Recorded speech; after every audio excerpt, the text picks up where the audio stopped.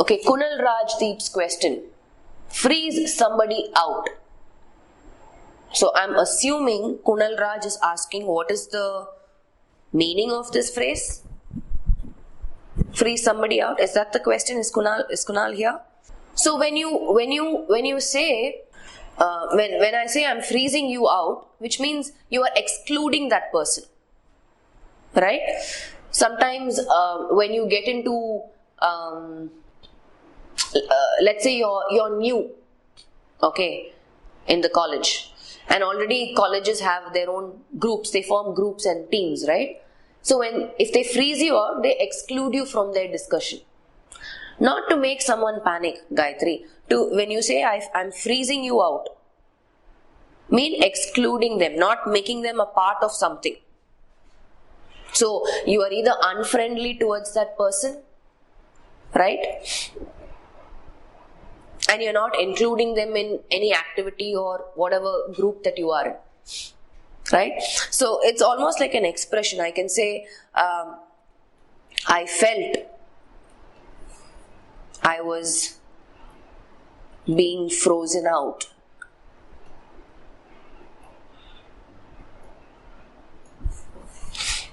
From the discussion, right? Or frozen out from the group. Follow? Yeah, Summer is right. You're behaving in an unfriendly, hostile manner. Behaving unfriendly towards whoever it is, right? Not including them in either, it could be whatever activity that you're part of or whatever group that you're part of, right? You're excluding that person, freezing them out. That's what it means.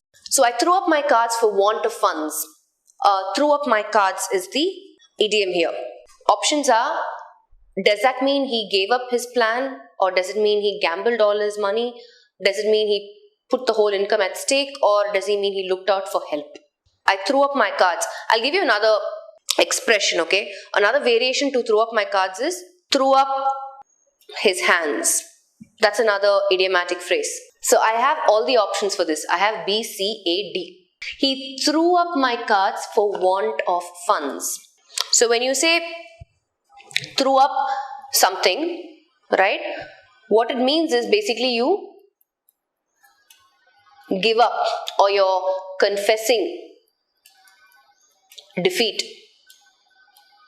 right? When I say I threw up my hands, so let's look at it's the same meaning. Both the phrases have the same meaning, okay? So if I say he threw up his hands and abandoned the argument, right? So in this context, he threw up his hands and abandoned the argument, right? So basically what he did is he gave up. He accepted defeat. So here in the context, I threw up my cards for want of funds. Gambled on my money, option B, doesn't seem logical at all. If you need funds, why would you gamble all the money? That doesn't make sense. Put my whole income at stake. Sounds logical. Looked out for help. Again, sounds logical. But the right expression, the meaning that the expression gives is gave up my plan. You give up something. I threw up my cards for want of funds. You give up something to do something else. We're talking exclusively of what the expression means, and I just gave you another example context with a variation to that expression. He threw up his hands.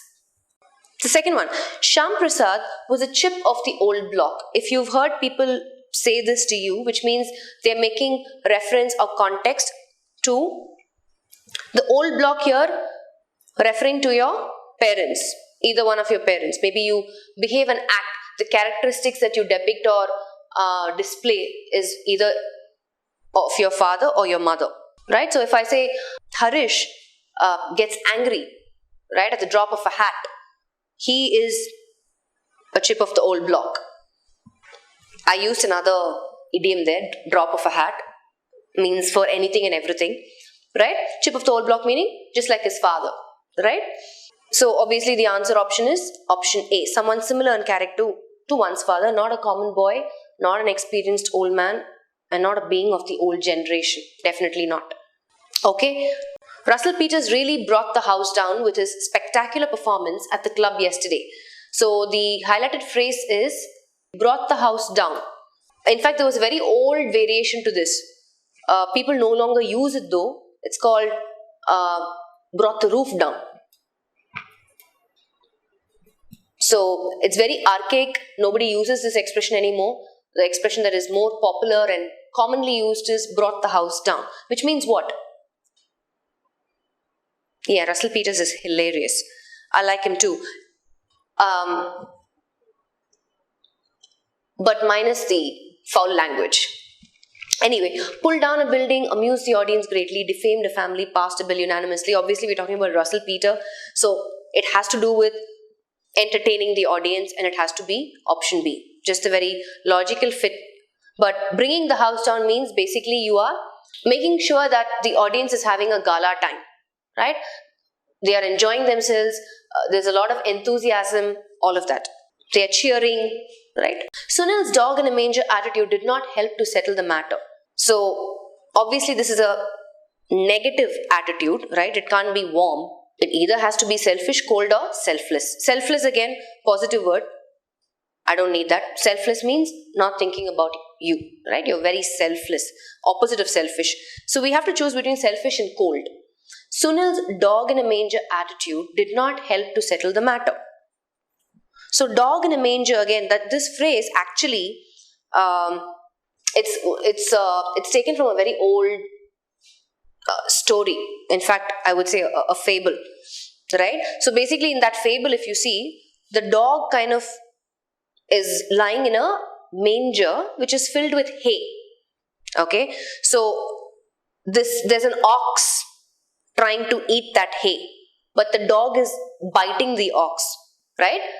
And shooing the ox away. Basically, the dog is making the ox's life difficult by not letting the ox eat the hay. So what is it doing here? It's not like the dog is going to eat the hay, right? So despite the fact that the hay is of no use to the dog is still not allowing the ox to eat the hay. That's where this expression came from, dog in a manger. So which means the dog is being selfish, right? Selfish despite the fact that it is not even useful for it. The hay is not useful. So that's where the expression, if you understand the expression, you will choose the right option, which is selfish. So Sunil's selfish attitude did not help to settle the matter, right? The problem with idioms and phrases, again, just like the first one also, most of you were confused, right? Though there are logical fits to the context, we still need to understand the expression, the origin of it, and where it comes from. So if you understand the expression dog in a manger, you know it's referring to someone being selfish. Let's look at one more. If the speaker continues with his boring speech, the audience will probably vote with their feet. That's the expression that is highlighted, vote with their feet. Options are choose him as a leader, stop him from speaking, kick him out, show their disapproval. So in the context here, the audience will vote with their feet. Vote with their feet. Basically, when you say vote with their feet, you're doing some action with your feet, literally. So, one thing that you can do is, if somebody's speech is boring, you can leave. You can walk away, right? So, vote with their feet meaning you're making a statement, right? Voting also, like this you can apply with a literal meaning.